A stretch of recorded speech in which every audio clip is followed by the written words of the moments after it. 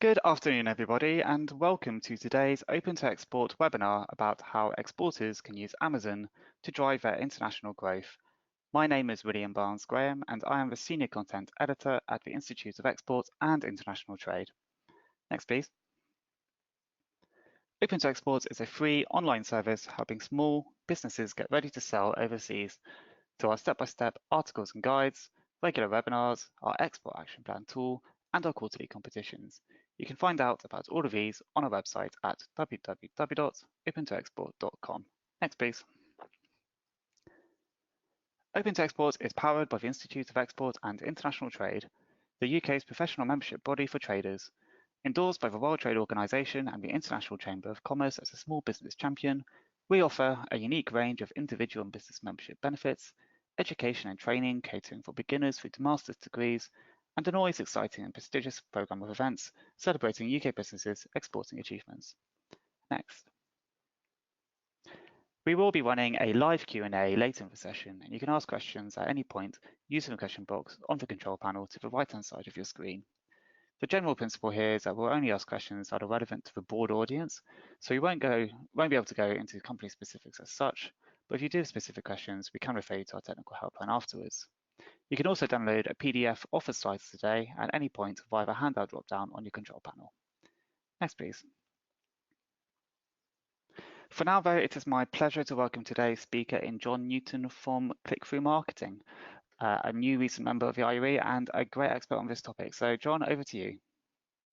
Thank you very much indeed, and thank you very much for attending today's session. I'm really looking forward to talking to you about how you can drive growth for your business using Amazon. Now, I'm sure every single one of you is well aware of Amazon, and I'm certainly not in the business of teaching you to suck eggs, but what we are going to do today is hopefully leave you with a bit more of an idea of how you can use Amazon to help your business grow and achieve your objectives. So let's have a look at what we're going to be talking about. We move on to the next slide and the one after this. Just the next slide after this. Lovely. This is our running order. So firstly, I'm going to be talking about why you should be interested, and a couple of key statistics, some of which you may know, some of which you may not, about Amazon, and that really outlines why they should be part of your export planning. Then also talking about how to get started, the things that you should be considering when you're thinking about starting working on Amazon. And some of you may already be listed on Amazon, and be interested to see what you think about what I'm saying. The next bit, and particularly of interest for those who've already been trying this out, the myths and mistakes, the things that we come across time and time again for people who've listed themselves on Amazon, and perhaps it hasn't worked quite as they were hoping. And and it can maybe offer some comfort for those who've perhaps had problems before, seeing that they're not the only ones. But it's not just about mistakes. We're going to talk about how to succeed and talk you through a bit of a framework and a step-by-step process to get to the point where you're up and listed and selling on Amazon. But it's not just about selling on Amazon, it's about making sure you're getting into the right markets. We're going to talk about how you size up the opportunity in different countries, and how to decide which countries should be the first and second and third port of call for your rollout strategy. And then finally, once you've done all that, how do you make sure that everything's performing as best as it can do? So we'll talk about how you can add rocket fuels to your listing. So let's move on to the next slide. Why should you be interested? Right, well, this next slide is going to tell you why. It's because Amazon, if we can just move on to the next slide, is the #1 product search engine in the world. There's nothing quite as big as Amazon. If we look at the next slide, that's because 54% of product searches start on Amazon. And what's really interesting about that is that actually about 22% of product searches have Amazon as the second place where people go. So 3/4 of online product search journeys where people are looking to buy a product either have Amazon as the first or second place where people go, which just shows just how powerful it is. And this is something that's true worldwide. If we move to the next slide, you'll be able to see just how big Amazon is globally. It's a huge global e-commerce platform and marketplace. Amazon's currently in 58 countries in the world, dwarfing Alibaba and eBay. and actually you can reach an online population, these people who are regularly accessing the internet, of 1.2 billion through Amazon. It's an unprecedented opportunity, and in fact in Europe, Amazon is the most visited e-commerce site in France, Germany, Italy, Spain and the UK, plus Austria, Belgium, Ireland and Luxembourg. It is huge, and it's a market that you can access. If we look at the next slide, this actually shows you how Amazon has been working with third-party sellers, and it's a very open marketplace. This is showing the number of Amazon market orders that are coming via their marketplace. So back in 1999, it was around about 3%. Now it's nearly 60% of orders are coming through, and nearly a third of all Amazon's global revenue is actually coming from referral fees from marketplace sellers. And what that means is that Amazon is looking for more businesses to partner with, and there's an awful lot of opportunity. Amazon is, because they're well aware they want to bring more businesses on board, they're making it easy to sign up and giving you a lot of ammunition in the form of promotional opportunities, and also their ad program, which we can talk about a bit later, that allow you to take control of your presence on Amazon. So hopefully that will convince you of the size of the opportunity, the biggest online marketplace where the majority of orders are coming through from third-party sellers. But if we can just go to the next slide, how can you get started? Well, there's actually a number of different ways to start with Amazon. And if we go to the next slide, you'll be able to see some of the different logos that you may have seen. And we've got 3 different models that you can work with Amazon with. As a vendor, a seller, or seller fulfilled. So we'll look at each one in turn. So the first one is vendor central, and this is the retail model, I suppose. The same way that you might supply a supermarket or store, your job is just to supply the products. Amazon provide the platform, so that's the website that people will visit. They will market, so they'll actually list and create the listings for your products and market them for you. They'll store them in their warehouse, they'll pick and pack them, and they'll ship them out. For this, you'll pay roughly 25% fees, and because Amazon are doing the picking and packing and the shipping, and it's all rolled in because you're a vendor, the fulfillment fees are actually built into that 25% fee. The next model is the seller model, which I've called the eBay Plus model because it goes a little bit further than you would have as an eBay seller. So in this case, you supply the products, but you're also responsible for marketing them as well. So that's listing them on the site, creating the product page for each one, and doing anything with regards to promotional activity. But Amazon, they're going to still have that platform. They'll take receipt of the products, they'll store them, they'll pack and ship them for you. In this model, that's around about 15% fee they'll charge, and they'll also charge you a shipping fee depending on the size of the item. We put there notionally £6 per item, but that is it can wildly vary depending on how large your item is, and obviously can be considerably smaller than that. The last model is the seller fulfilled model, and this is the eBay model that you'll recognize, where your job is to supply the products, but you also list them. You also take care of fulfillment yourself as well. So you're storing them, you're packing and you're shipping them. And Amazon's job purely is to supply the platform that you use to reach buyers. For that, they're charging that 15% fee, the same as the Seller Central. But because you're dealing with the costs of fulfillment yourself, there's no further money to pay there. One good thing with this is that if you've got excellent fulfillment facilities, then you may even be eligible for Amazon Prime still under this model. So there are 3 different models to bear in mind when you're considering listing with Amazon. There's an awful lot more to them, but hopefully it gives you a bit of an idea of the difference between the 3. So let's move on to myths and mistakes then. What are the things that you should consider? What are the problems that people have experienced before that you can learn from? Well, these are the things that we hear and again and again. So let's have a look at the next slide and we'll go through those. So this top one is, I suppose, the one that comes up the most. I've added my inventory to Amazon, but no one is buying anything. And I think it's really tempting because it's Amazon. There is the ability to be able to bulk upload products that you might create a spreadsheet of a couple of thousand products, create some information for each one and just upload straight away. The problem with that, of course, is that people will be spend an awful lot of time to make fantastic listings on Amazon. So if you've the amount of time that you've probably be able to spend on one of 1,000 listings is minimal, and so of course you're not presenting your product in the best possible way. So no surprise that it doesn't do too well. Another thing that comes up as well is that the finding that some distributors and resellers are controlling your inventory, particularly if you're a brand owner or manufacturer on Amazon, and they're able to sell for a lower price or potentially misrepresenting your brand on Amazon. The good thing is there's some things you can do, particularly around the misrepresentation. We'll talk about that a little bit later on. And then, of course, there's that one there, Amazon generated too many sales and we're not able to service them. The opposite problem of the first one, but that is going to cause you a problem if you're a seller on Amazon, and we'll talk a little bit about why later on, and what you need to do to make sure that doesn't happen.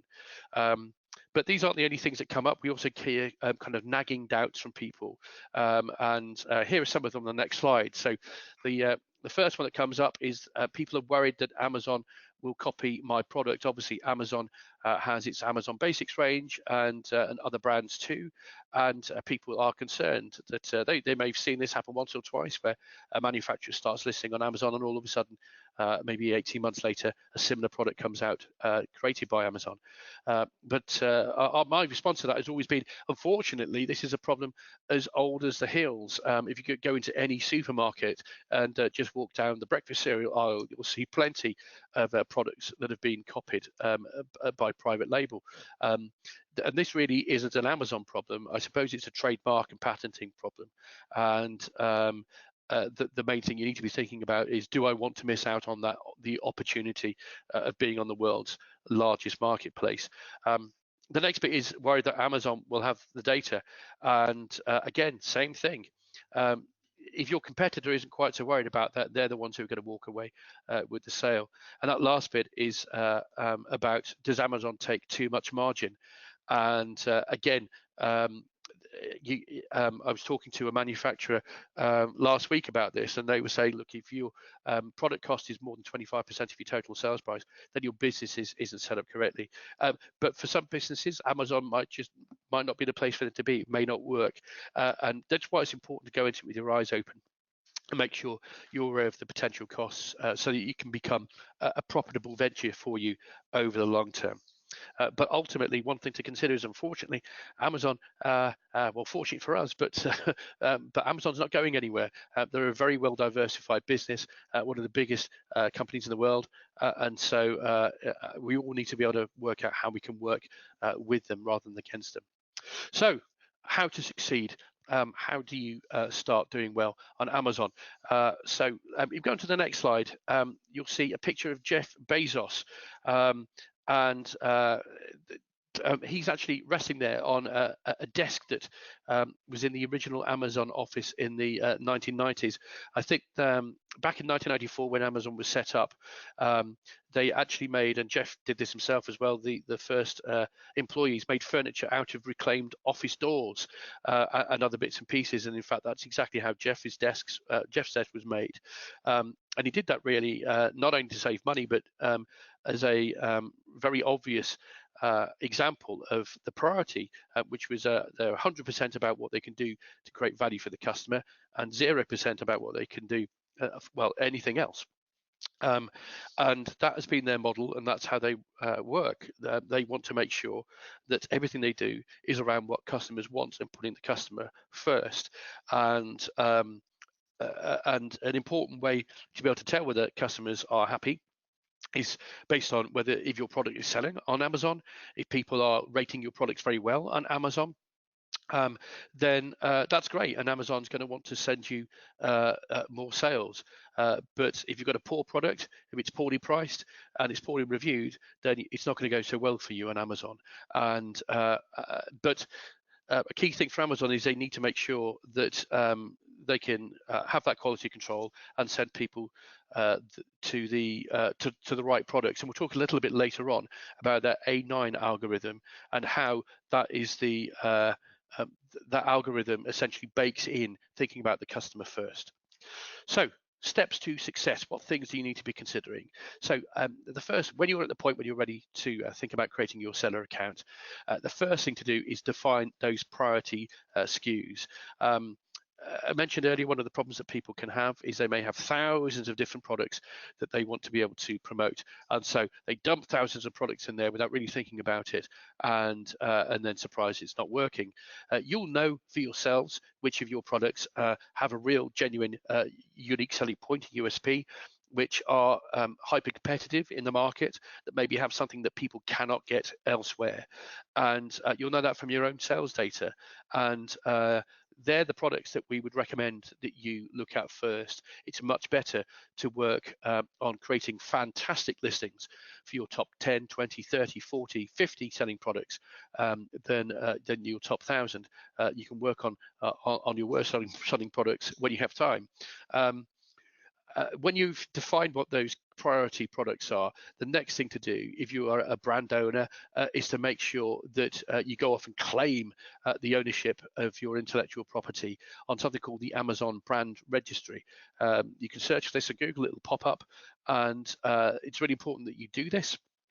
It's the equivalent, I suppose, of making sure that you registered different domain names in the past to make sure that you could stop cyber squatters. You would have done the same thing for social media profiles as well, and that's what this is. It's making sure that you've got protection against people using your IP and your own assets in a way that you're not happy with. And so we really recommend that you do that at that stage. Even if you create your account and then decide you're not going to list on Amazon, but you still want control of your brands on Amazon, we'd recommend that you do this. So you've decided which products you're going to prioritize. The next bit then is to do a bit more work on that and start looking at the competitors in the markets that you're interested in. You should have an idea of the keywords that people are using to find products just like yours on Amazon. If you are working with anyone on paid search or SEO, that you may well have information that comes out of that can help you to think about how consumers search for your products. But there's other tools out there that can help you understand that as well. Once you have that, that will help you then find the other products that you'll be competing against on those search phrases. And it's important to spend some time looking at those product listings, look at the product pages themselves, and look to see how much information has been given on those pages, how many images are on there, and just the general quality of those listings. Because if you were to think like a customer, you've got to make sure that your listing is better at convincing someone to buy your product than that competitor's listing. So that's really important to make sure you know what you're competing against. And then after that, it's time to start thinking about what you're going to do when you've actually set these products up, what you're going to do in terms of your promotional schedule. So what promotions might you be able to do around Prime Day? We've got Black Friday and Cyber Monday coming up, and of course Christmas. And so if you were to start listing now, that's clearly something you should be thinking about immediately. But also the ad programs that Amazon offers that allows you to promote yourself on Amazon, your products on Amazon. Start thinking about what budgets you're going to put aside to that. And then you're then ready to start creating your listings. And as part of that, you're also, during that process, able to claim ownership of any existing listings created by other people that use your intellectual property if they're misusing it, so that they may be using old imagery or making false claims. You're able then to use Amazon as an intermediary to go to those resellers and have them make the changes that you need. So you can't stop them selling, but you can certainly make sure that they're doing it exactly as you'd expect.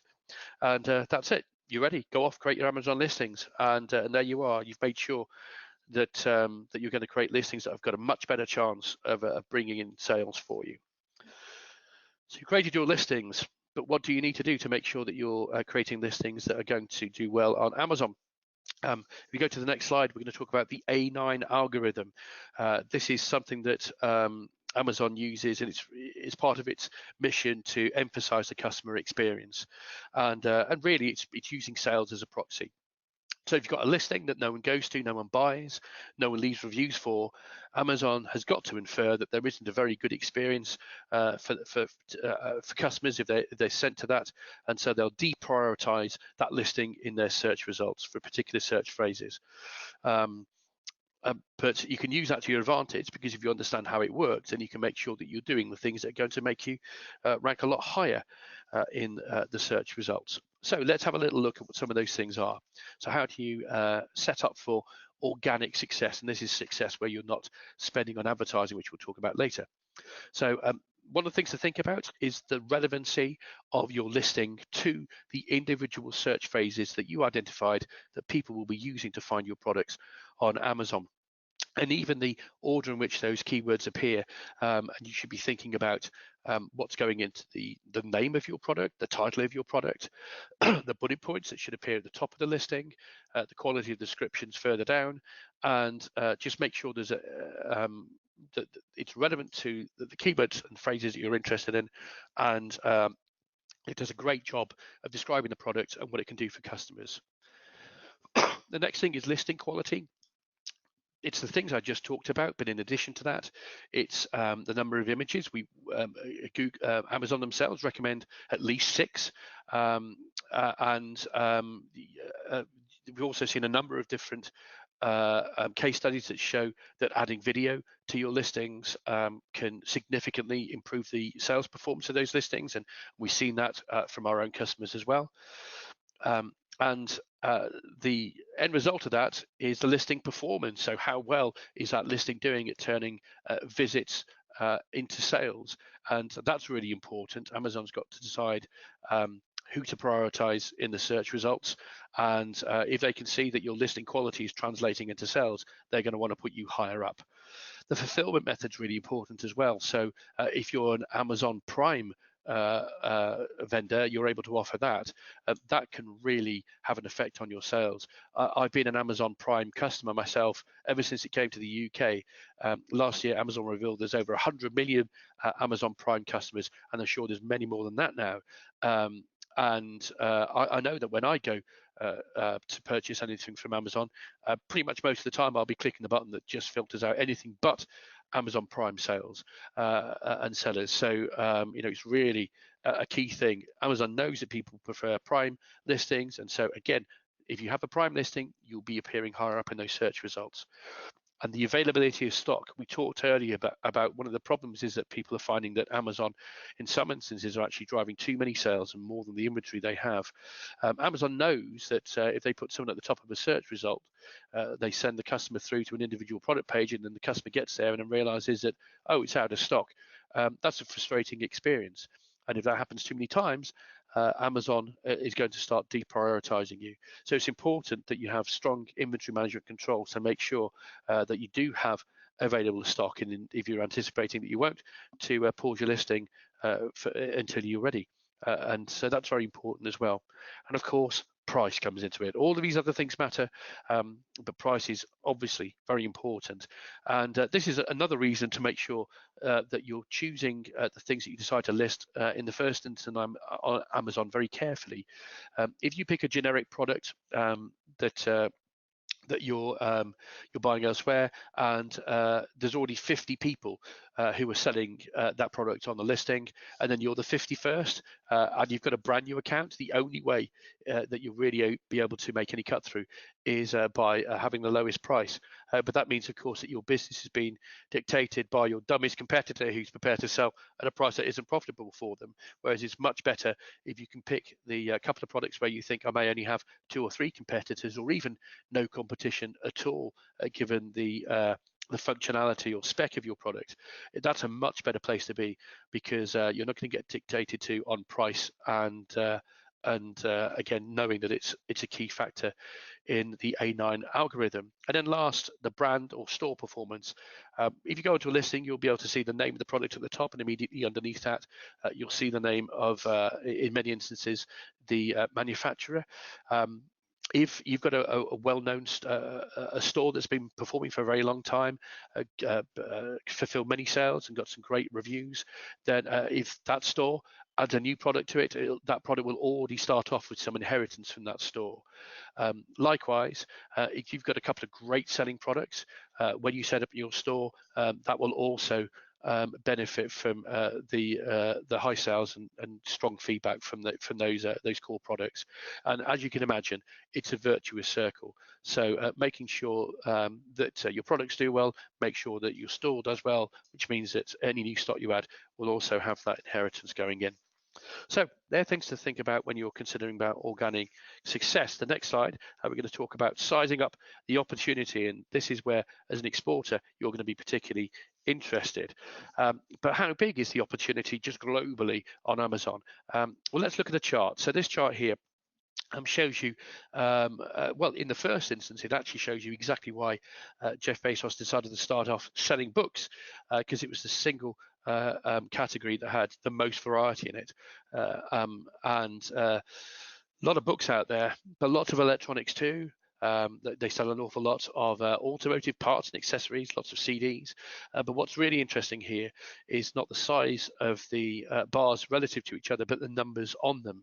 So you can see there that Amazon is selling 44.2 million different books globally. They're selling 10 million different electronics products, 4.3 million different industrial and scientific products. Which means that if you worry your product is too niche for Amazon, you're probably wrong. And moreover, because customers know they've got this huge variety of products they can find on Amazon, that really is why people go there first.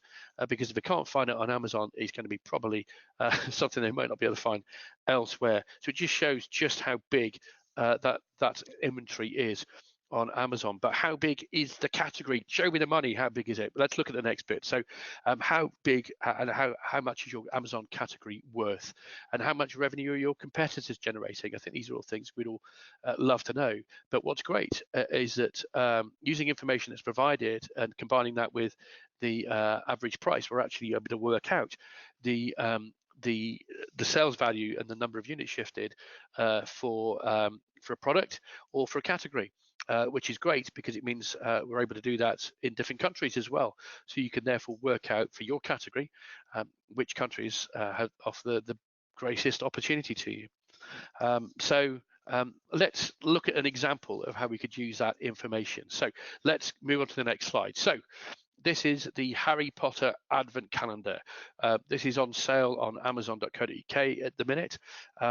And as you can imagine, we are a couple of weeks away from anyone actually needing this product because we only won't start opening it to the 1st of December. But we called off some data on the 16th of October, so just under a month ago, and that was the last 30 days at the time. So I've got sales data for this product, and I could have updated this today. I just didn't. So I have sales data from the 17th of September to the 16th of October for this product, and it was they managed to make just during that period, quite a few weeks away from Christmas, £39,750 worth of sales in this product in the UK. That's the date, and so that period between the middle of September and October. So we're not even to November, and we're seeing that volume of sales on this product in the UK, 1,729 units. But what about abroad? So let's look at the next slide. So there we are. There's our UK sales. I thought it'd be interesting to throw in a couple of other countries just to see how it performed elsewhere. So let's look at Spain. So 7,730 sales there. Pounds worth of selling.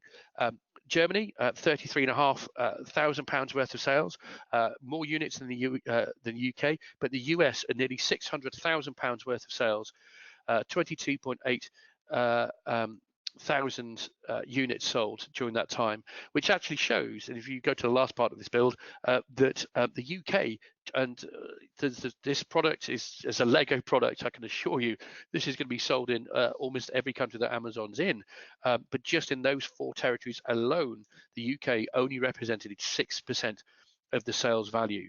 So it just shows you just how much opportunity there is in other countries. And again, bear in mind, this is a product that no one needs at the time, and no one needed for another month and a half. So I'd imagine if I called off those numbers now, they'd be even stronger, and just shows you what you can do on Amazon in other countries. So hopefully you've seen the opportunity in Amazon, you've seen what it can do, and also that people are creating sales for products in many different countries. So how do you make it successful for you? We go to the next slide. How do we add rocket fuels to your listing? So let's talk about that. So move on to the next slide. And here's an interesting statistic. It certainly is for us here in digital marketing. Amazon is the fastest growing channel globally. An eMarketer, which is a market research firm that looks at these things, they're forecasting growth of more than 50% this year in the US. So this is, I think, and if you look at it in the US, the biggest networks, you're looking at firstly Google, then Facebook, and now it's Amazon. And there's a lot of money being spent on Amazon advertising, but where and where do those ads appear? Well, let's talk about that now. So the next slide shows sponsored product ads, and this is something you probably would have seen if you've been browsing on Amazon yourself. These are ads that you can set up. They are probably the most powerful ads that you can create, and you can use targeting to be able to match your ad to the keywords that people are searching in.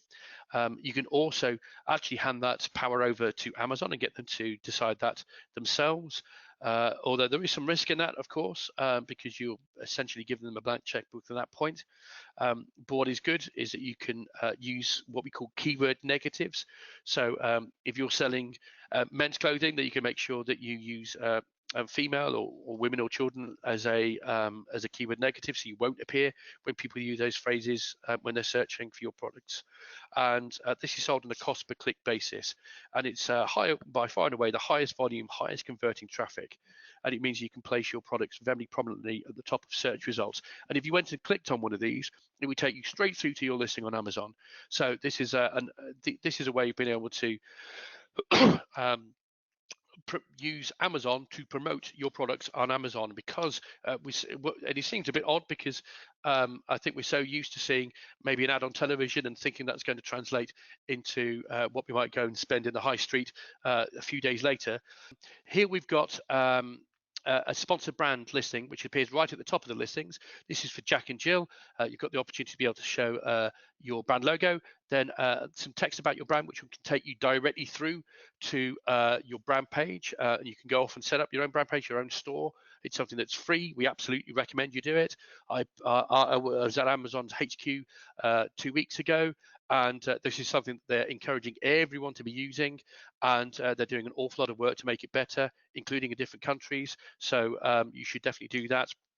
And within this sponsored brand unit as well, you've got those 3 different products, which again can click through. This tends to be something that's great at building up branding and brand awareness.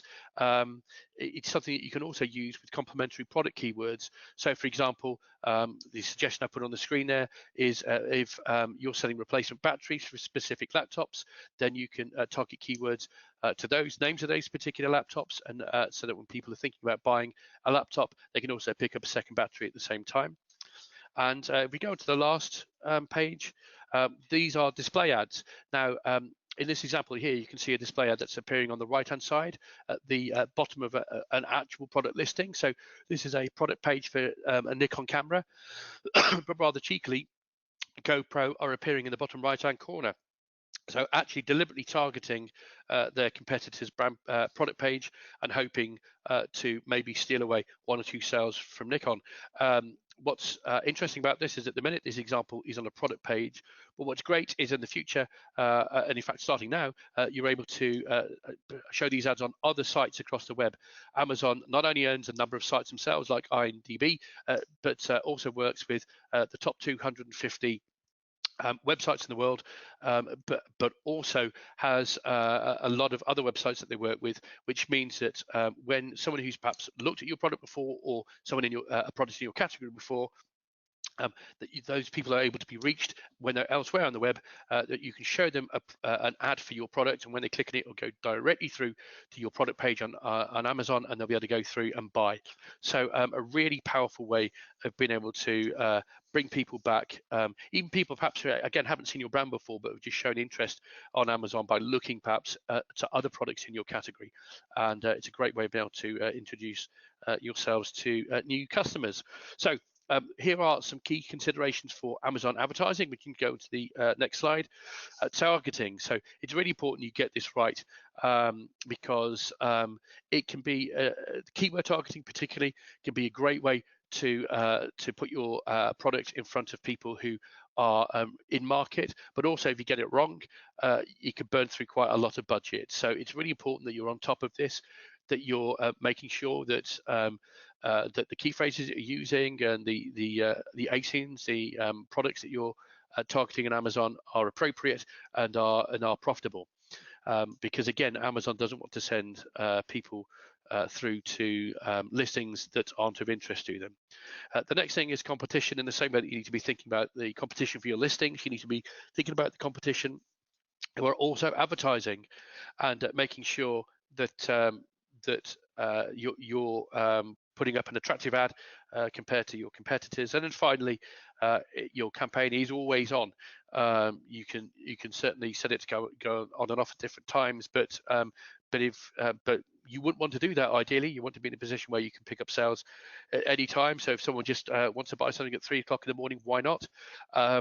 But you need to make sure that you're on top of it and managing it, so you're not spending when you're out of stock, because again, all that's going to do is exacerbate the problems that are baked into the A9 algorithm. Again, if Amazon's sending traffic to you when you're out of stock, that's not a good thing. They don't want that.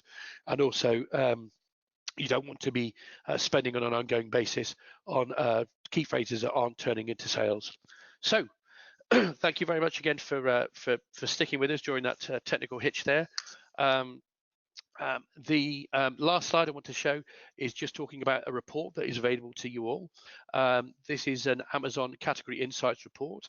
We're able to produce a report for you that looks into one category in one territory for you free of charge. It will show the sales value of the category's best selling product, also the combined sales value of the category top 10, and also some insight into what your competitors are doing that's helping them achieve success on Amazon. There's a link there that you can use. If you just type that in, so it's clickthrough-marketing.com/free-amazon-insights. If you type that in, it'll take you through to a form. You just fill that in, and it'll come straight through to us, and we'll get in touch and just find out the information we need to be able to produce that report for you. Or you can email me as well, and I'll make sure that someone gets in touch to talk about that with you. And if you need more than one category, again, get in touch, and it may be that we can we might be able to add some additional categories on at cost. So that's it. Thank you ever so much for your time today. Again, sorry about the gap in our transmission, and I'd love to answer any questions that you have. And again, thank you for your time.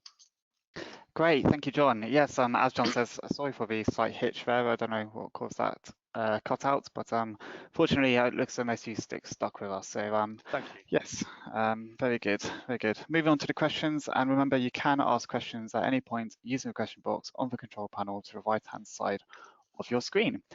The first question we have was from Philippa, who asks, Amazon often freezes seller accounts holding their money with little reason or evidence of wrongdoing.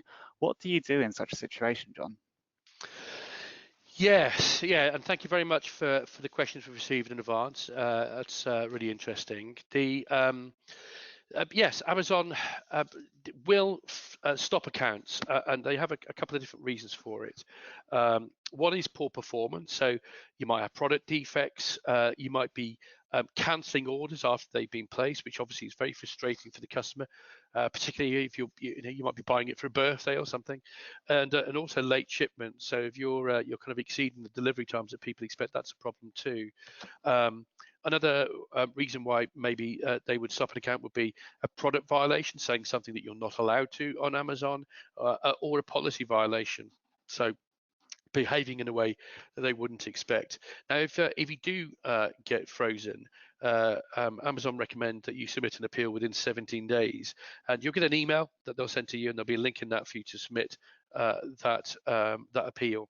The recommendation from Amazon is to give them a plan of action that will show what you're going to do to try and fix those issues that led to the suspension. They should give you an indication in the email that they send across. Was it a poor performance or a product violation or policy violation that caused the issue? But they don't necessarily give you more detail than that. So if it was a poor performance issue, you should go to your account health dashboard and have a look at the different metrics and see if you can see what caused the suspension. If it's a violation, I'm afraid you're going to have to reread their selling policies and seller code of conduct and identify for yourself where you believe the violation was. They may have told you the product that was in violation. Anecdotally, I'm seeing that doesn't always happen, and so if you are told, great, it means you haven't got to go through all of your inventory. And then when thinking about doing that plan of action, I think it can be and this Philippa here, with little reason, it can be very frustrating feeling at the other end of this, that someone is taking away your ability to trade. But obviously the long and short of it is you want to get back listed on Amazon, and those reps that are going to be reading those appeal submissions are busy. So I'd recommend that you don't waffle. Unfortunately, you have to take it on the chin and just deal with the problem in hand.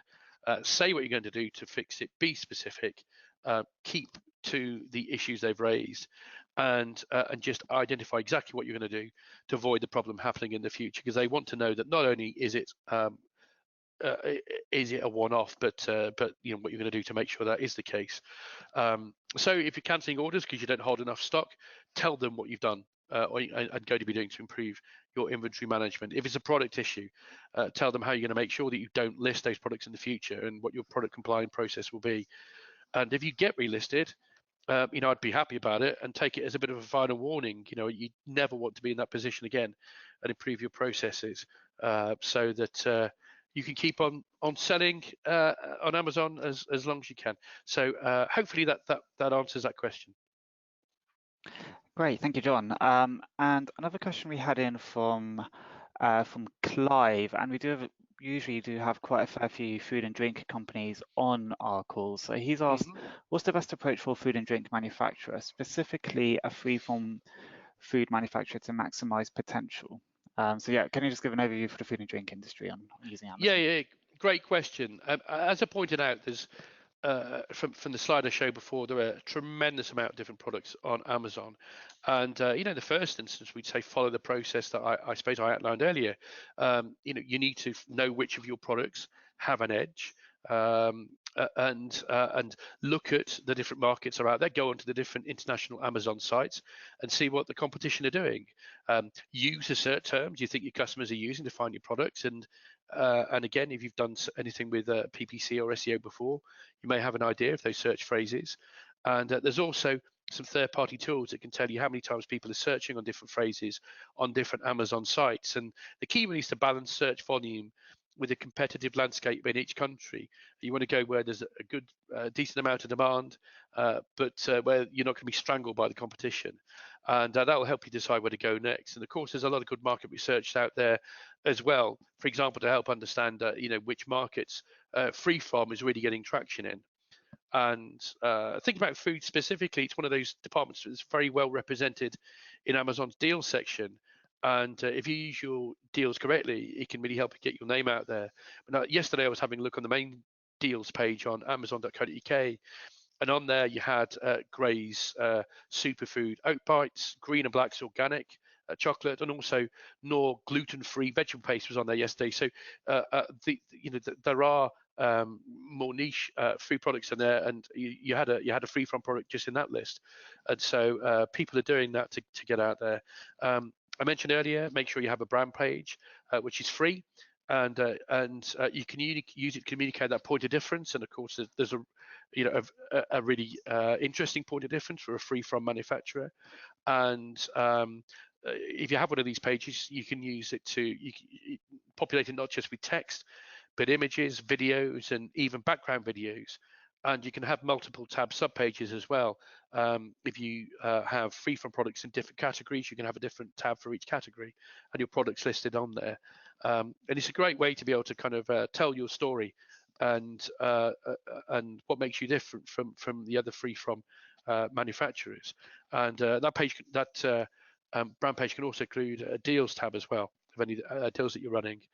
And of course, finally, use those ad programs that are available to you, because particularly for those who are maybe just starting out, it's a great opportunity to just put a bit of money behind your ad budget and get an edge over those well-established players, because it puts you right at the top of those search results, which means you'll get more people going through, more people buying, more people giving you reviews, which helps your A9 score, and will help you get to where you need to be able to drive really profitable sales in the future. So yeah, hopefully, Clive, that's a bit of an idea about where to start. Great, thank you, John. I've got a couple of questions about optimizing listings. So Nicola, who sells beauty products, has asked, what's the best way to get people to leave reviews? And then John as well has asked just for a bit of information about how do you add the video content to your listing? So reviews and video. So, so the best ways to get people to leave reviews. I mean, I've seen a number of different ways myself. I mean, one way is to, I think, when you're actually shipping your product, to include something in there to request a review. One thing you don't want to do is to do anything to incentivize that review. I think that's really important. Yeah, but if you go through and that is something you can do, and that will really help you increase the number of reviews you've got. There are a number of platforms that will plug directly into Amazon and allow you to manage your inventory. And some of those I'll see will send me emails asking me to go through and leave a review. And again, as long as it's not incentivized, I think that's a perfectly acceptable way of being able to drive more reviews. I think obviously, by having a great product, that's really good, and anything you can do to make that product experience as good as possible. Like anything really, people want to be able to praise companies when they've done well, and so if you go and beyond, that will work too. So yeah, I think things you can actually include when you're shipping, and again, the use of email I think can really help with that. With regard to the use of video, to be able to add videos to your listings, I think you just need to go into the listing, and there's an option within there. Yeah, and I'm right, I think it's on the same page where you put your images. Yeah, so there's a page where you upload your images, and you can go into that and add a video there as well. And you probably don't want to put a 2-hour opus on there. We probably recommend something about 30 seconds long, something like that. But that's where you should be able to do it.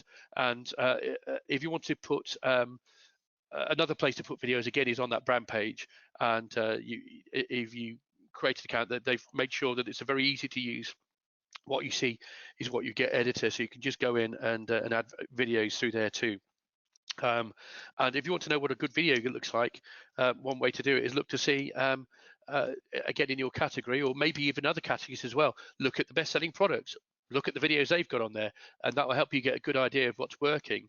I mean, I know from my personal experience, when I'm looking, I want to see the product. Show me the product. Show me the product from all angles. Allow me to get to know what it is, because sometimes I might be watching that with the sound down. So that needs to be considered too. Anyway, there we are. Hopefully that will help. Great, thank you, John. Thank you very much, and colleague as well.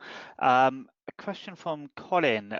He's asked, can you get B2B sales on Amazon, or is it mostly B2C? And I guess an addendum to that is it all goods, or can you do things like services or kind of software and stuff on it as well?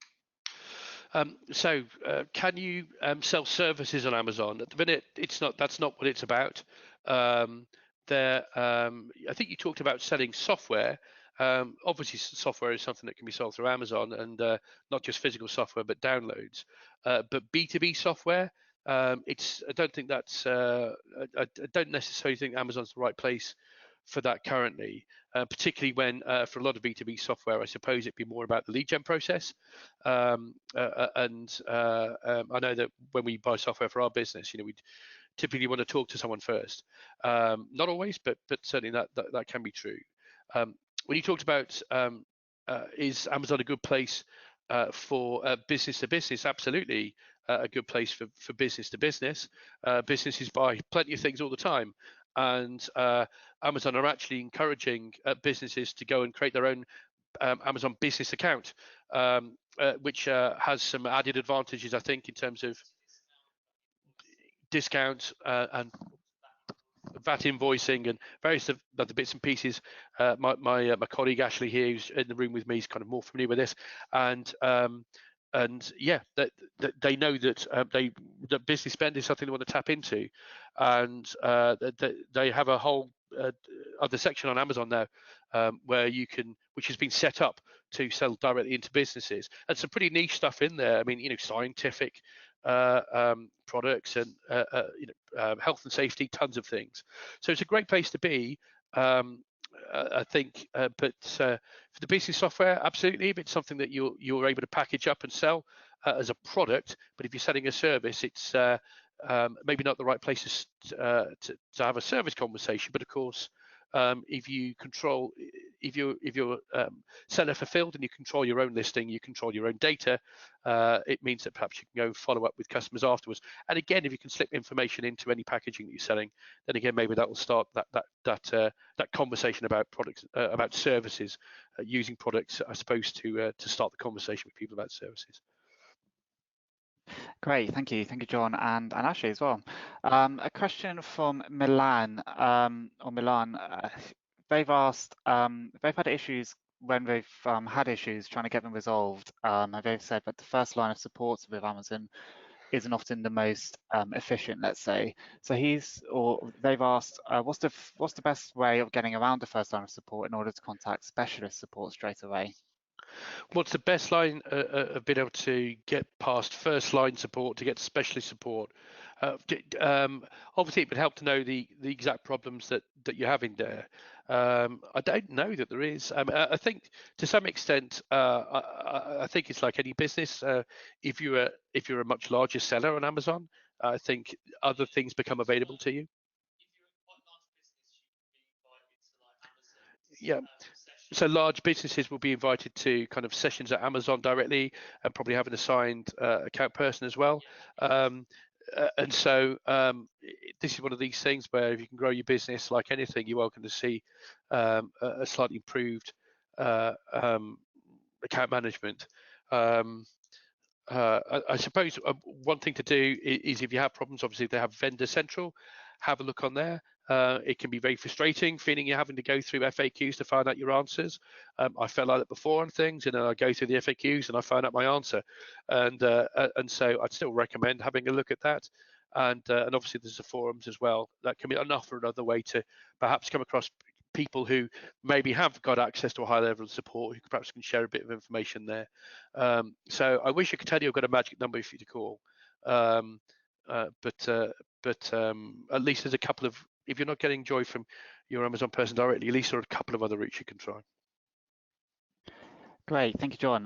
We're getting loads of questions in, so given time, I'll do a couple more, also to make up for some of the time lost earlier. So a question we've had in from Derek. He's exploring the option of trading in the UAE, and he's asked how popular is Amazon as an e-commerce platform in UAE? And we had another question in as well, just trying to go over what are the top countries to target on Amazon as well. So firstly UAE, and then kind of what other big markets are there in Amazon? Right, okay. So luckily Derek actually sent in his question yesterday, so I was able to go and look at this. Now in the UAE, the site there, the local site is amazon.ae, and I used a tool called SimilarWeb, which anyone can go off and use.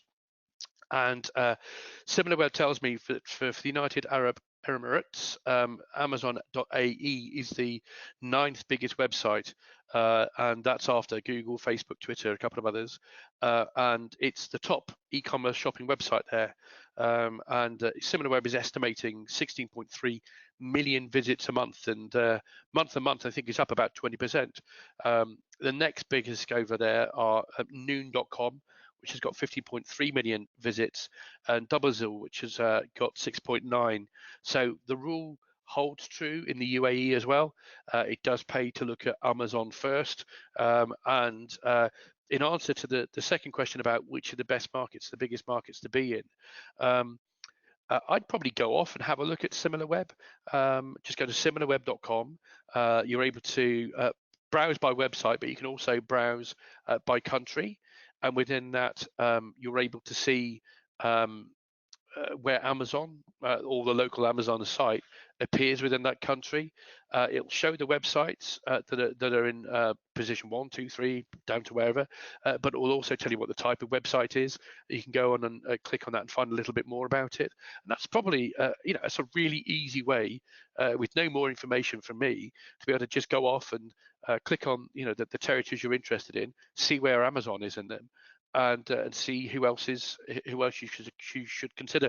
But of course, the good thing about Amazon is once you're on there, you're not having to learn anything new, and it's a familiar interface.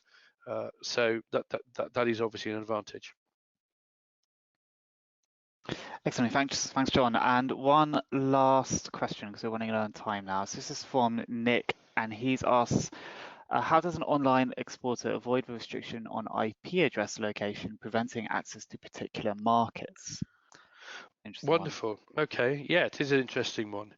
Now, it's an interesting one to answer. I mean, in some circumstances, and obviously, we're all running our businesses. We want to, we're thinking about them when we're not there, and a lot of us having to travel. And in some circumstances, for example, if you're using maybe a public Wi-Fi access at a hotel or a restaurant when you're traveling, you might want to use a VPN, so a private virtual private network connection, which can be a really good way of improving the security of your connection, because it's much more difficult for a hacker or someone casually to be able to intercept that traffic and understand what you're doing.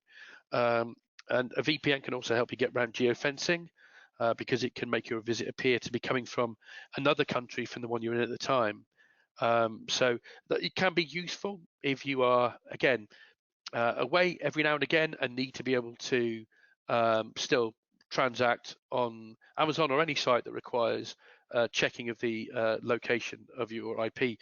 However, and I've chatted with a couple of people about this, and I think the reality is if your business is going to be permanently operating out of a region where trade is restricted with another region, either by decision from Amazon or law, then I can't recommend attempting to circumvent those restrictions, because Amazon is well aware of the IP that you're coming through on.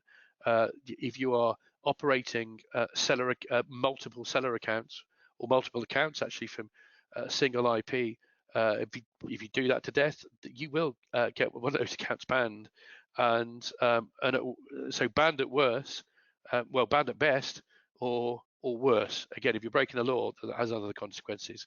So it's a big one to think about. And with anything, it's about can you explain why you're doing it? If you're trying to trade in your account when you're on a holiday for a week, it's very different from operating for 5 years from a country that you're not supposed to be. So ultimately, it's down to what's going to minimize risk. Excellent, thank you, John. We've had a flurry of questions come in even in the last minute or so. So, but we are out of time. So, if you do have any more questions, do feel free to email them to us, and we'll circulate. John, we can share your contact as well afterwards, can't we? So, yeah, by all means, keep the dialogue going, and yeah, we'll be happy to answer anything going forwards. But anyway, thank you, John. Thank you. Thank you for what's a great presentation and some really good answers there as well. So thank you. And a reminder that you can download the slides before you leave the webinar using the handout drop down on the control panel to the right hand side of your screen. Next slide, please. Great. So in terms of what the IOE are up to over the next month or so, we are running several Brexit-related training courses, many of which are fundable by government grants. Something will happen in 2020, we think, regarding Brexit. So you really should ensure that you've got the core export skills covered, like completing customs declarations, to ensure that you can continue trading smoothly with the EU, whatever happens. Do have a look at the site for all the funding information and the training courses there. We're also running a series of training courses about the changes to income terms Tinkerterms rules this autumn. And we have our last World Trade Summit of the year coming up on November 28th. As I briefly mentioned earlier, that's taking place in Birmingham, and it's a great chance to hear from global trade experts and to network with fellow exporters, including the finalists of our latest Open to Export competition.